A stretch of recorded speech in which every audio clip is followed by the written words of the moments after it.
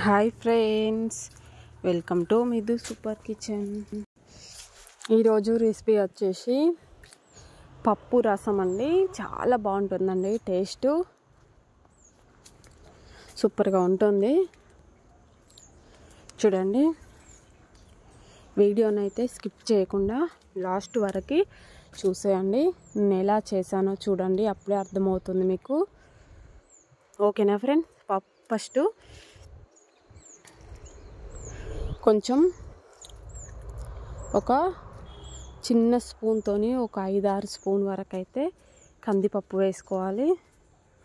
వేసుకొని మంచిగా కడిగేసుకోవాలి. కడిగిన తర్వాత దాంట్లో ఒక 4 పండు టమాటా ఇలా పెద్ద పెద్దగా కట్ చేసి పప్పులో వేసుకోవాలి. వేసుకున్న తర్వాత విజిల్ పెట్టాలి. చూడండి, ఇలా ఉడకాలి పప్పు. దాని తర్వాత టమాటా పైన ఉన్న తోలు మొత్తం తీసేయాలి.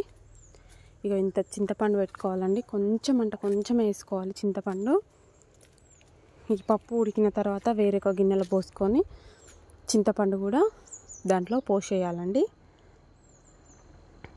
పోసేసి మనకి ఎంత వాటర్ కావాలో అంత వాటర్ వేయాలి.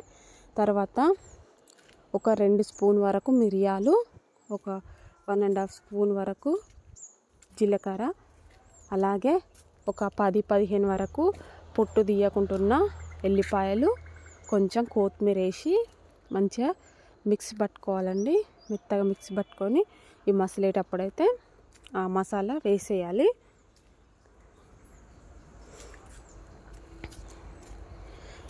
వేసిన తర్వాత కూడా చాలాసేపు మసలనివ్వాలి. మనకి ఎంత వాటర్ కావాలన్నా పోసుకోవచ్చు. మసిలిన తర్వాతనైతే కరివేపాకు, కొత్తిమీర వేసుకోవాలండి. టేస్ట్ అయితే చాలా బాగా వచ్చిందండి, సూపర్గా ఉంది.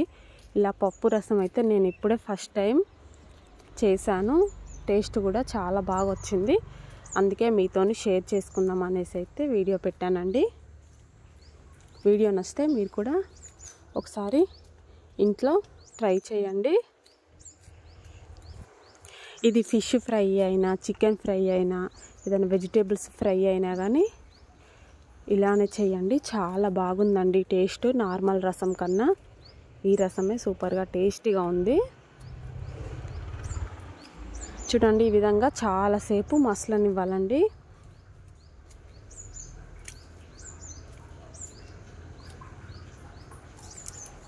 ఎంత ఎక్కువసేపు మసలితే అంత టేస్టీగా వస్తుంది. మధ్యలో కలుపుకోవాలి. దీంట్లో కారం, పసుపు అంతా ఇప్పుడు వేయద్దండి.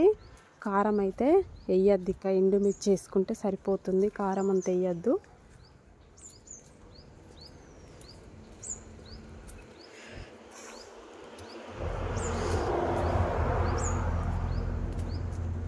చూడండి, ఇలా మసిలిపోయిన తర్వాత దింపేసుకోవాలి. దింపి మరొక కడాయి పెట్టుకోవాలి పోపు చేసుకోవడానికి.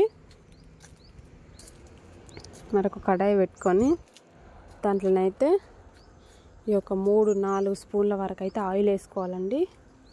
కొంచెం ఆయిల్ ఎక్కువగా వేస్తేనే టేస్ట్ బాగుంటుంది. చూడండి, ఈ విధంగా ఆయిల్ వేసుకోవాలి.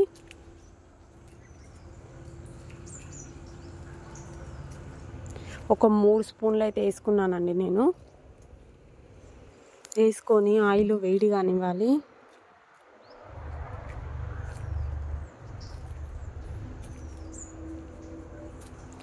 చిన్న పిల్లలు కూడా ఈ రసం అయితే ఇష్టంగా తింటారండి. 1 ఇయర్ లోపు పిల్లలు కూడా. ఎందుకంటే అసలు కారమే ఉండదు కాబట్టి చాలా బాగుంటుంది టేస్ట్. ఇష్టంగా తింటారండి.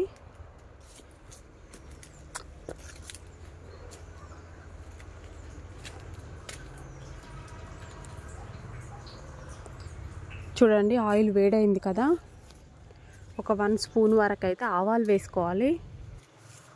ఆవాలు చిటపటలాడనివ్వాలి. ఇప్పుడు నేనైతే ఒక 4 ఎండుమిర్చి ఇలా గిల్లేసి వేసుకున్నానండి. మరి ఎక్కువ వేసుకోవద్దు, ఒక 4 వేసుకుంటే సరిపోతుంది. ఇప్పుడు 1/2 స్పూన్ వరకు అయితే పసుపు వేసుకోవాలి.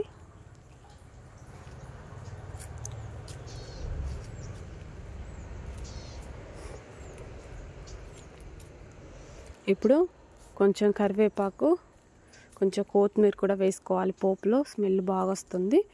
ఇప్పుడు కొంచెం ఇంగువ వేసుకోవాలండి. అంతే అండి. పోపు తీసి ఈ రసంలోనైతే పోపు పోసుకొని మంచిగా కలిపేసుకోవాలండి. అంతే అండి. చాలా ఈజీగా చేసుకోవచ్చు పప్పు రసం. ఓకేనా ఫ్రెండ్స్, మన వీడియో నచ్చిందా? మన ఛానల్ని ఇప్పుడే సబ్స్క్రైబ్ చేసుకోండి, లైక్ చేయండి, షేర్ చేయండి, ఫ్యామిలీ ఫ్రెండ్స్కు షేర్ చేయండి, కామెంట్ చేయండి. మరి నెక్స్ట్ వీడియోతో మేము ముందుకు వచ్చేస్తాను. Bye bye.